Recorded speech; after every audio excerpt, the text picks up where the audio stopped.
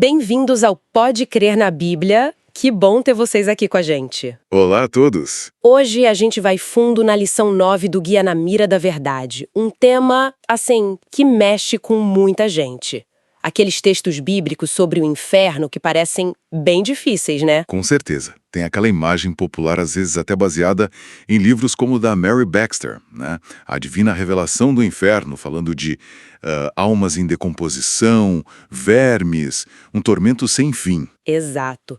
E a grande pergunta que o guia nos provoca a fazer é: essa visão bate com o caráter de Deus que a Bíblia revela e com o que as Escrituras realmente dizem sobre o fim dos ímpios? Essa é a nossa missão hoje. Examinar esses textos complexos à luz do guia, buscando entender o contexto e o significado original, sem sensacionalismo, mas com seriedade. Perfeito. Então vamos começar a desempacotar isso. O guia pega Isaías, capítulo 66, versículo 24. Fala de um verme que nunca morrerá e um fogo que não se apagará.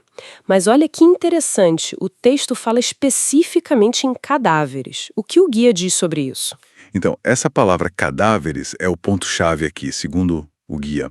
Ela sugere um estado final de morte, sabe? Destruição completa, e não um tormento consciente que dura para sempre para uma alma que não morre. Ah, faz sentido. O foco no corpo morto, no cadáver. Isso. O guia lembra o contexto histórico, né?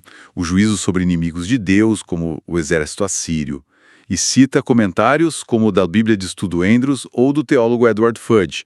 Eles reforçam que o verme e o fogo ali são símbolos. Símbolos da destruição total. Que consome tudo. Exatamente.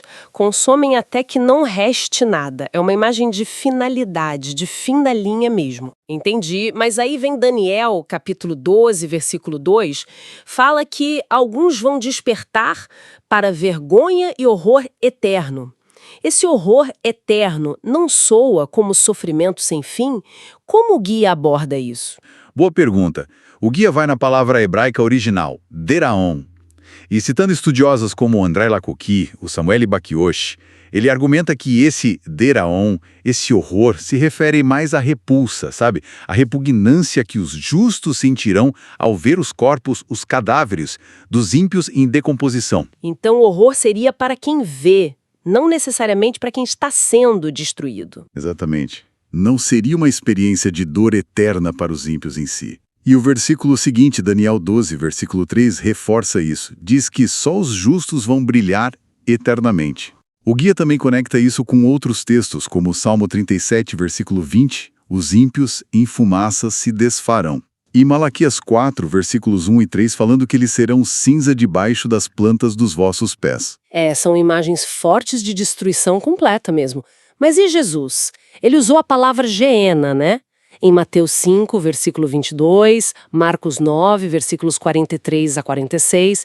Como o guia interpreta isso? Sim, Jesus usou Geena, e o guia explica a origem. Era o Vale de Inom, um lugar real fora de Jerusalém, que teve um passado horrível de sacrifícios pagãos e depois virou tipo o lixão da cidade. Onde o fogo queimava direto, né? Para consumir o lixo. Isso.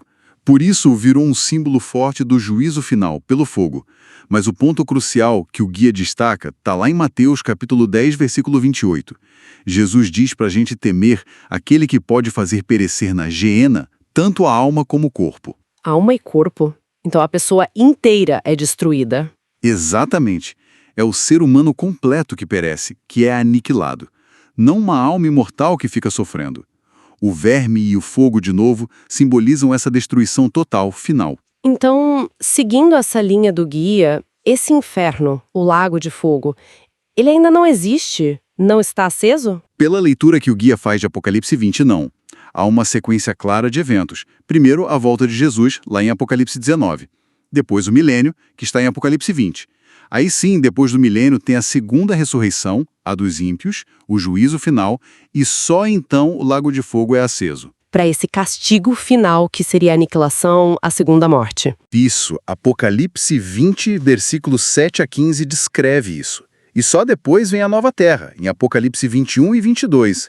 Tem uma ordem cronológica. Entendi a sequência. Mas e aquelas expressões, fogo eterno, de Mateus 25, versículo 41, ou fogo inextinguível, de Marcos 9, versículo 43? Elas não dão a ideia de algo que não acaba nunca? O guia argumenta que esses termos, eterno e inextinguível, descrevem o resultado, a consequência do fogo e não a duração dele queimando sem parar. Ah, interessante. A consequência é eterna, ou seja, a destruição é definitiva, irreversível. Exato. E inextinguível seria no sentido de que ninguém pode apagar esse fogo até que ele cumpra seu propósito, que é consumir tudo. O guia até usa exemplos da Bíblia para ilustrar isso. Quais exemplos? Judas, versículo 7, fala que Sodoma sofreu a pena do fogo eterno. Mas, Sodoma não está queimando até hoje. E Jeremias 17, versículo 27, profetizou um fogo sobre Jerusalém que não se apagaria. O fogo veio, destruiu, mas apagou depois, cumpriu a função.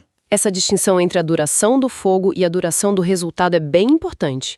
Mas aí, como fica Apocalipse capítulo 14, versículo 11? Fala da fumaça do seu tormento subindo pelos séculos dos séculos.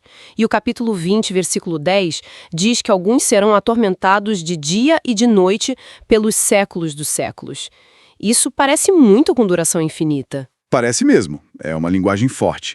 Mas o guia conecta isso com Isaías, capítulo 34, versículos 8 a 10. Ali, descreve a destruição de Edom com imagens bem parecidas. Fumaça subindo para sempre, fogo que não se apaga. E ali, claramente, para sempre significava desolação total, definitiva. Não que Edom ficaria queimando literalmente para sempre. Então, essa linguagem seria simbólica, retirada do Antigo Testamento para indicar a finalidade. Isso. O guia também lembra que as palavras originais para eterno ou para sempre, como olá no hebraico ou aionios no grego, muitas vezes significam enquanto algo durar ou por um período indefinido, mas com um fim. Aplicado aos ímpios, que a Bíblia diz que não tem a vida eterna, 1 João 5, versículo 12, então esse eterno se referiria à finalidade da destruição deles. Citando o John Stott que o guia menciona, seria a evidência da destruição, a fumaça simbólica, que é eterna, e não o ato de atormentar. Exatamente essa linha de raciocínio apresentada. Busca harmonizar esses textos mais difíceis com a ideia geral de aniquilação. E como fica a justiça de Deus nisso tudo? Se não é tormento eterno, o castigo é igual para todo mundo que se perdeu. Não, pelo contrário. O guia faz questão de frisar que a Bíblia ensina um castigo proporcional. Vários textos falam isso. Mateus 16, versículo 27. Apocalipse 22, versículo 12. Cada um segundo as suas obras. O próprio Jesus falou disso, Em Lucas 12, dos servos que receberiam muitos açoites e outros poucos açoites. E comparou cidades diferentes. Exatamente. Mateus 11 também.